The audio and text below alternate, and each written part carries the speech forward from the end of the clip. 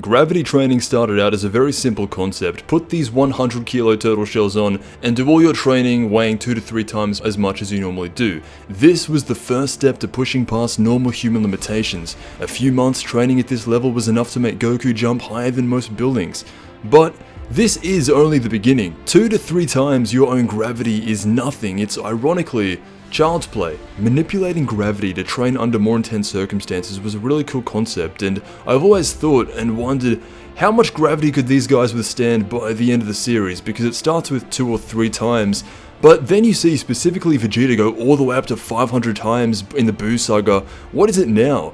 As the story goes on, you can slowly see the progression even up into the later parts of Dragon Ball Super. It started with turtle shells, it then went into just normal clothing. These boots, wristbands, and blue undershirt weigh Goku down by 5 times his normal weight, and he first takes them off in a fight against Tien, and it quickly shows the power of gravity training. Even weighing yourself down by 5 times, using this method, Goku became the strongest man in the world. After seeing these results, Piccolo actually got on board and did a similar thing with his clothing, and that's actually how they were able to take down Raditz. All of this weighted clothing training has been a staple of the original Dragon Ball series, and it's how Goku really grew in power to start out with. But as the series progressed, so does the bar for strength. Instead of just wearing weighted clothing that would maybe weigh you down by 2 or 3 times, planetary gravity and artificial gravity gets introduced. Goku's first time experiencing this on King Kai's planet, instead of weighing his normal 62 kilos or 136 pounds, Goku now weighs 620 kilos or over 1300 pounds. And to think he never took off his weighted clothing too. After training on King Kai's planet with 10 times normal gravity, Goku kind of became obsessed with artificial gravity for a little bit. His power was able to rise so much with 10 times normal gravity that he thought that if he upped the gravity even more, he would get even stronger. And he was half right. Training at 100 times gravity did push Goku past normal Saiyan limitations. However, the Zenkai boost he got from beating himself down repeatedly actually helped him a lot more than the gravity did. Past a certain point, the amount of gravity that you put yourself through is an unnecessary amount of strain on your body. While training at 100 times, Goku noticed this, and it's why he hasn't asked for more. Vegeta saw what type of training Goku was doing and straight away asked for a gravity machine that could go up to 300 times. He wanted to beat Goku by 3 times, and that's what he did, but it never made him stronger than Goku.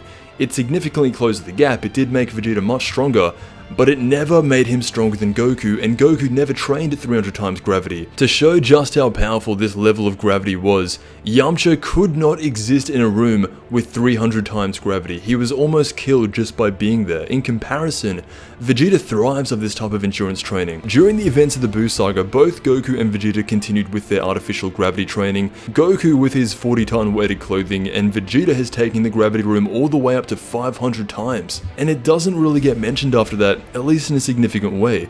In Dragon Ball Super though, the bar does get raised even higher. When training with Whis, he puts them in this outfit that produces the most gravity either of them have ever been through.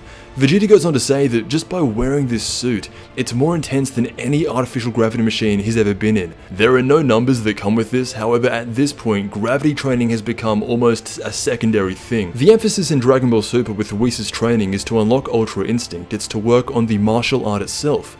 Gravity training is still important, but it's almost like it's just become a warm-up. Even in the latest arc of the manga, before Goku and Vegeta confront Moro, they are both just casually sparring in the gravity room. The limit for how much their bodies can take at this point has to be enormously high. In the Tournament of Power, Goku actually gets hit with a gravity-based attack. It's pretty much a black hole. Goku tries escaping it with instant transmission, but he can't. This is a pretty good scale for how much gravity these characters can take at this point in the series.